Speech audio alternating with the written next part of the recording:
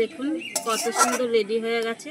ডিমটা পুরো রেডি হয়ে গেছে ভর্তাটা। আর এর উপর দিয়ে একটু সর্ষের তেল ছিটিয়ে দিচ্ছি, তাহলে খেতে আরও ভালো লাগবে। নমস্কার বন্ধুরা, রূপাদি কিচেনে আপনাদের সবাইকে স্বাগত জানাই। আজকে বানাবো মাছের ডিমের ভর্তা। তো আপনারা অনেক রকমভাবে মাছের ডিমের ভর্তা খেয়ে থাকবেন। তো আমি যেভাবে বানাবো খুবই কমই উপকরণে বানাবো। আপনারা প্রথম থেকে শেষ পর্যন্ত দেখুন, ভিডিওটি অবশ্যই ভালো লাগবে। আর ভিডিওটি দেখার সাথে বন্ধুরা একটাই অনুরোধ, আপনারা কিন্তু ভিডিওটি লাইক দিয়ে দেখা শুরু করে দেবেন। তাহলে চলুন এবারে রেসিপিটি শুরু করা যাক আর রান্নাঘরে চলে যাব। এখানে আমি মাছের ডিম নিয়ে নিয়েছি। দেখুন 200 গ্রাম মাছের ডিম নিয়ে নিয়েছি ডিমের ভর্তা বানাবো বলে। আর এখানে উনুনটা ধরিয়ে দিয়েছি আগে থেকেই, যেহেতু এখন বর্ষাকাল, উনুন ধরাতে অনেক দেরি হয়, তাই হচ্ছে ধরিয়ে দিয়েছি। আর কড়াইতে দিয়ে দেবো এই সময় তেলটা গরম হয়ে গেছে। আর কড়াইতে দিয়ে দেবো এই দেখুন 1 মুঠো মতন পেঁয়াজ।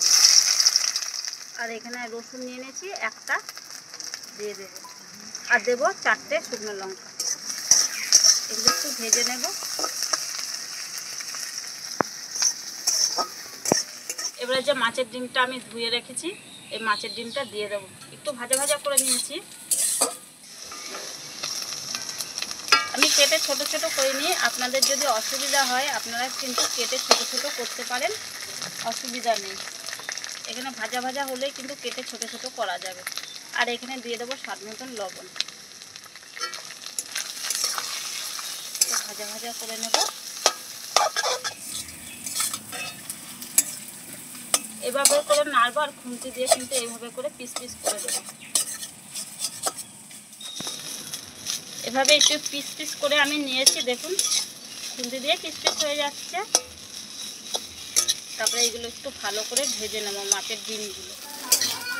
বেশি আগুন হয়ে গেছে বলে সাইডে কড়াইটা নামিয়ে নিয়েছি। আর দেখুন একদম ভাজা ভাজা হয়ে গেছে। এটা আমি এবারে একটা প্লেটে নামিয়ে নেব। এবার একটা মিক্সিং জার নিয়েছি, এই জারের মধ্যে ডিমটা দিয়ে দেবো।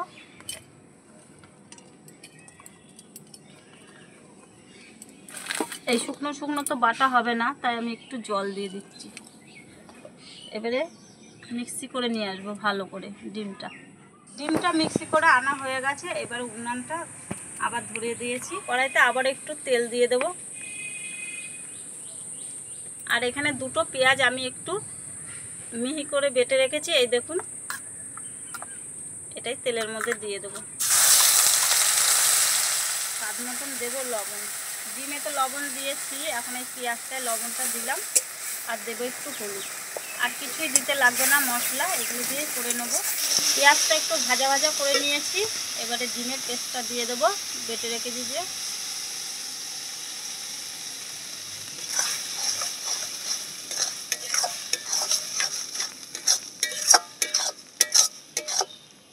এভাবে করে একটু ভাজা ভাজা করে নেব। এইভাবে অনবরত একটু নাড়তে হবে, তাহলে কিন্তু সুন্দর করে ভাজা ভাজা হয়ে যাবে। আর আপনারা যারা এখনো পর্যন্ত এই মাছের ডিমের ভর্তাটা না করে খেয়েছেন, একবার কিন্তু করে খাবেন, একদম দারুণ খেতে হয়।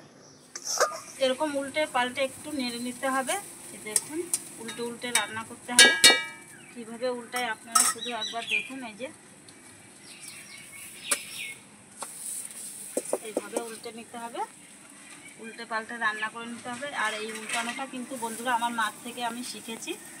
মা এইভাবে উল্টে উল্টে রান্না করতে, সব জিনিস এপিট ওপিট, তাহলে ভালো করে ভাজা ভাজা হয়ে যায়।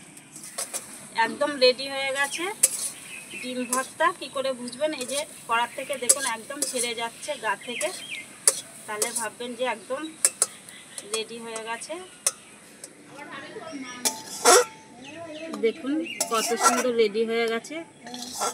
আমরা তো ডিমের তরকারি খাই বা ভাজা খাই, ডিমের বড়া খাই, কিন্তু এইভাবে করে কিন্তু কখনো কিন্তু খাওয়া হয়নি। এইভাবে করে বন্ধুরা আপনারা একবার খাবেন, সবাই কিন্তু পছন্দ করবে, আপনার প্রশংসা করবে। ডিমটা পুরো রেডি হয়ে গেছে ভর্তাটা। আর এর উপর দিয়ে একটু সর্ষের তেল ছিটিয়ে দিচ্ছি, তাহলে খেতে আরও ভালো লাগবে।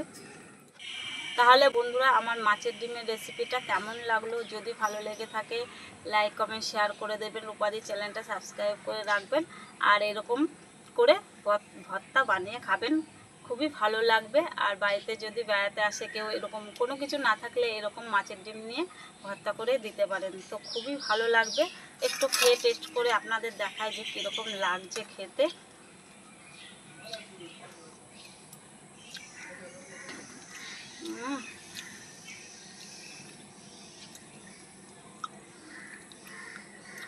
খুব সুন্দর হয়েছে বন্ধুরা, আপনারা একবার হলো এরকম করে বাড়িতে বানিয়ে খাবেন।